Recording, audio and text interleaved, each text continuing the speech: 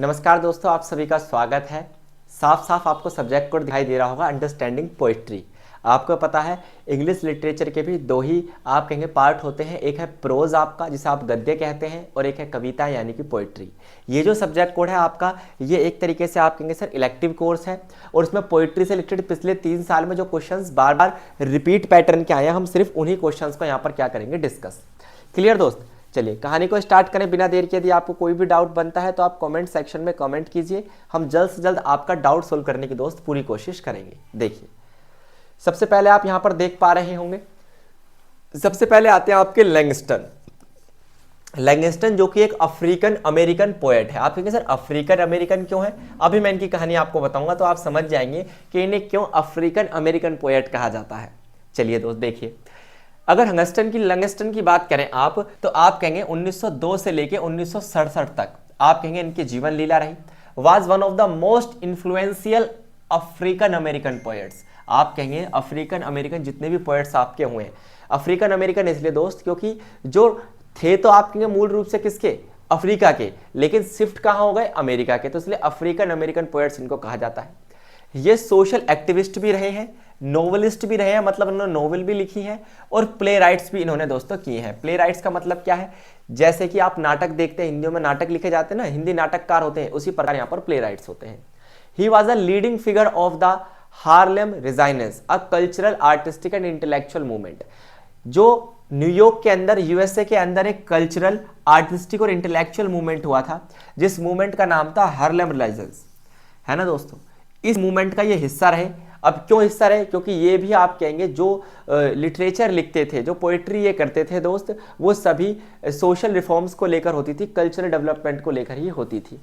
बात समझ में आई? अब इसके अलावा ये जो लैंगस्टन थे is best known for his insightful colourful portrayals of black life. इन्होंने जो कुछ भी लिखा दोस्त, ज्यादातर इनकी आप देखेंगे जो लिटरेचर है इनके द्वारा लिखा गया, ज्यादातर लिटरेचर किसको दिखाता है? तो आप कहेंगे सर इनके द्वारा लिखा गया ज्यादातर लिटरेचर क्या दिखाता है, इन अमेरिका फ्रॉम आप कहेंगे 1920 से लेके आप कहेंगे 1960 तक। यानी कि ये दिखाया गया है कि जब अफ्रीका के ब्लैक पीपल अमेरिका में आकर बस जाते हैं तो उनके जीवन में क्या क्या चैलेंजेस होते हैं, क्या क्या उनके जीवन में नया होता है, उस सभी का ही मेन थीम इन्होंने रखी है अपने आप कहेंगे पोर्ट्रेट्स में। बात समझ में आई? ब्लैक लाइफ मतलब लाइफ ऑफ ब्लैक पीपल।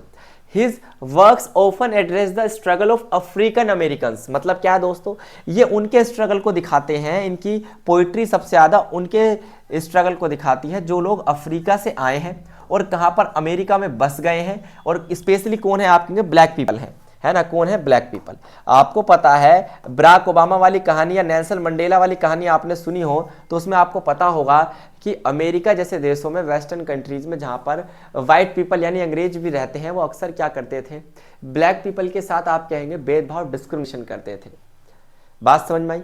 तो उनकी आवाज को उठाने के लिए उन्हें एक आवाज दी किसने, आप कहेंगे हमारे लैंगस्टन साहब ने। तो लैंगस्टन एक अफ्रीकन अमेरिकन पोएट क्यों कहलाए, मैंने आपको बताया ना, बिकॉज उनका जो बर्थ हुआ था वो अफ्रीका में हुआ था, लेकिन उनकी पोइट्री आप कहेंगे उन्होंने अमेरिका में जाके लिखी थी, और अमेरिका में ब्लैक लोगों की, ब्लैक पीपल की या ब्लैक लाइफ कैसी थी, आप उसकी बात यहाँ पर करते हुए देखेंगे। किसको? आप कहेंगे लैंगस्टन को। बताइए दोस्त, क्या किसी को यहाँ तक समस्या परेशानी है? चलिए आगे चलें। बहुत बढ़िया दोस्त।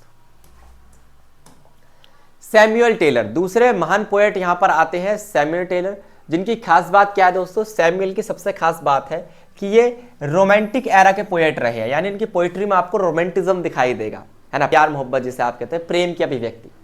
सैमुअल टेलर जिनका जीवन लीला 1772 से लेकर 1834 तक रही, one of the most significant figures of the romantic movement. जब इंग्लिश लिटरेचर में रोमांटिज्म का समय चल रहा था, या फिर आप कहेंगे रोमांटिक मूवमेंट चल रहा था, जब नोवेल भी और पूरा इंग्लिश लिटरेचर सिर्फ और सिर्फ रोमांटिक या रोमांटिज्म पर बेस लिखा जा रहा था, रोमांटिक थीम पर लिखा जा रहा था, उसी समय ज्यादातर पोइट्री की हमारे सैमुअल टेलर ने।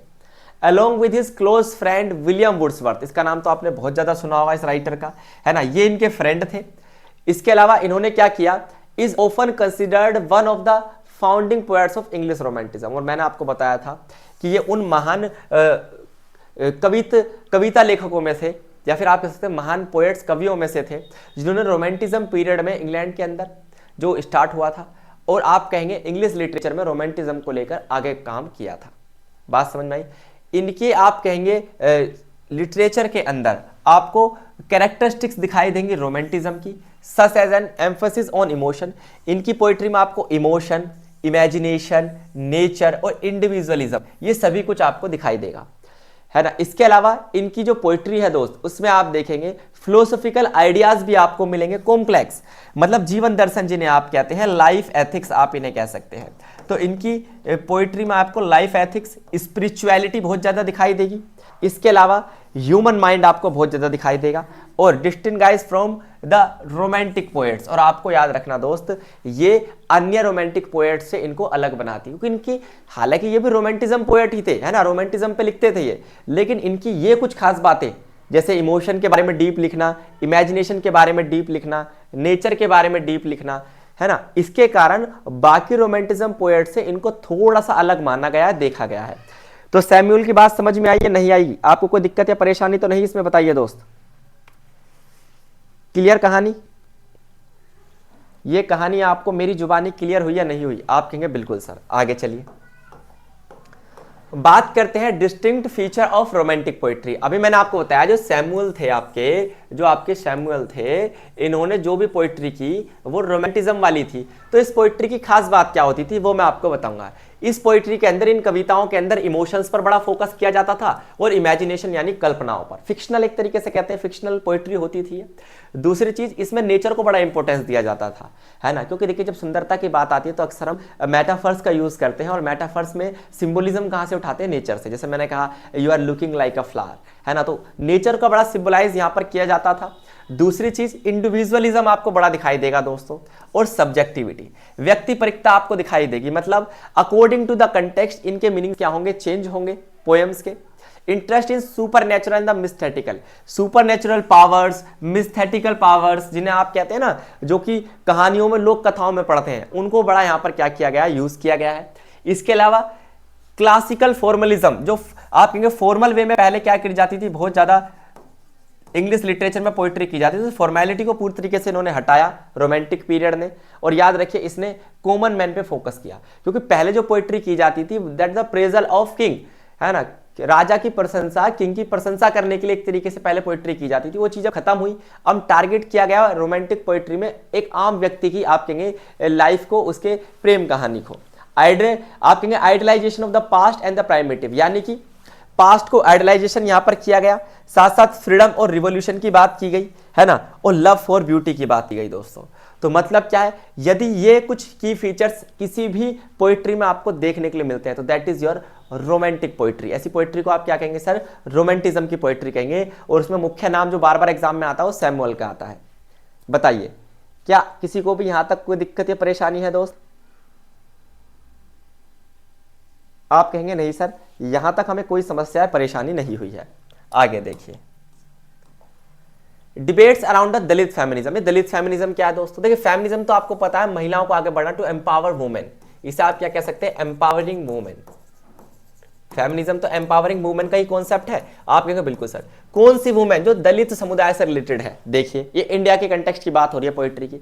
दलित feminism is an intersectional movement that combines the fight for gender equality. ये किसके लिए फाइट करता है? आप कहेंगे जेंडर इक्वालिटी की बात करता है, लैंगिक समानता की बात करता है, and the struggle against caste based system. आपको पता है भारत का जो कास्ट बेस्ड सिस्टम है, वहां पर दलित समुदाय को आप कहेंगे निम्न समुदाय माना जाता था। संविधान में इन्हें शेड्यूल कास्ट कहा गया और उनको कुछ रिजर्वेशन भी दिया गया for their development. Dalit feminist argue that the issue of caste and gender can not be viewed separately. मतलब क्या है कि ये जो जेंडर डिस्क्रिमिनेशन और कास्ट डिस्क्रिमिनेशन का जो सिस्टम है, इसे अलग अलग करके मत देखिए, दोनों का काम ही एक्सप्लॉयटेशन है। आप कहेंगे बिल्कुल सर, दोनों का काम क्या है? आप कहेंगे सर एक्सप्लॉयटेशन है। Dalit women experience a unique form of operation that is saved by the both caste and, मतलब क्या, स्पेशली यदि बात करें दलित वुमेन्स की तो इनके लिए तो दोनों ही मुद्दे हैं। इनके साथ कास्ट बेस्ड आप कहेंगे डिस्क्रिमिनेशन तो होता ही है, साथ साथ इनके साथ जेंडर बेस्ड डिस्क्रिमिनेशन भी होता है। तो ज्यादा बुरी हालात में कौन? आप कहेंगे दलित महिलाएं। उसको लेकर आप कहेंगे बहुत सारी डिबेट्स होती हैं। उन डिबेट्स में कीवर्ड्स क्या है? आप कहेंगे यहां पर कहा जाता है, दलित फेमिनिस्ट्स कहते हैं that main stream feminism often overlooks the specific struggle faced by Dalit women. यानी कि ये डिबेट ये कहती है कि ज्यादातर जो स्ट्रगल है लाइफ में वो किसकी है? दलित वुमेन्स की। इसलिए कॉन्सेप्ट उभर के आता दलित फेमिनिज्म, जो कहता है कि जो दलित महिलाएं हैं उन्हें कास्ट बेस्ड सिस्टम के साथ साथ, एक तो कास्ट बेस्ड सिस्टम में उन्हें निम्न माना गया है और फिर उस दलित समुदाय के अंदर उन्हें जेंडर बेस्ड डिस्क्रिमिनेशन का सामना करना पड़ता है। It means second degree of discrimination. इसके अलावा रिप्रेजेंटेशन एंड वॉइसेस, इसका मतलब क्या है, इसमें यह भी कहा जाता है कि जो दलित वुमेन्स है उनका रिप्रेजेंटेशन ना के बराबर है ना, मेन स्ट्रीम फेमिनिस्ट मूवमेंट में। हालांकि पूरी दुनिया में फेमिनिज्म की बात चल रही है, क्योंकि हालांकि अगर हम इसको कास्ट बेस्ड सिस्टम से ना भी जोड़ें तो भी जेंडर इनइक्वालिटी तो हर कास्ट में आपको देखने के लिए मिलेगी। लेकिन इसी में ही यदि बात करें जो बड़ा फेमिनिज्म का मूवमेंट हो रहा, उसके अंदर दलित फेमिनिज्म की तो बात कभी होती ही नहीं। फेमिनिज्म की बात होती है तो आप कहेंगे अपर क्लासेस में, अपर कास्ट में। तो उस दलित फेमिनिज्म का जो विचारधारा है इसको मेन स्ट्रीम फेमिनिज्म से हमें जोड़ना चाहिए। जो पूरी दुनिया में नारीवादी आंदोलन चल रहा है उसका एक हिस्सा बनाना है हमें दलित फेमिनिज्म को। तो मतलब समझा आपको दलित फेमिनिज्म का क्या मतलब है? इसका सिर्फ और सिर्फ दोस्त इतना सा ही मीनिंग है, ध्यान से समझ लेना इस चीज को। इनका सिर्फ और सिर्फ इतना सा मीनिंग है कि दलित महिलाएं जो हैं आपकी, जो आप कहेंगे दलित फेमिनिज्म है, इसका कहना यह है कि जो दलित महिलाएं हैं इनको कास्ट बेस्ड सिस्टम के साथ साथ जेंडर इनइक्वालिटी का सामना करना पड़ता है। सेकंड डिग्री ऑफ डिस्क्रिमिनेशन आप इसको कह सकते हैं।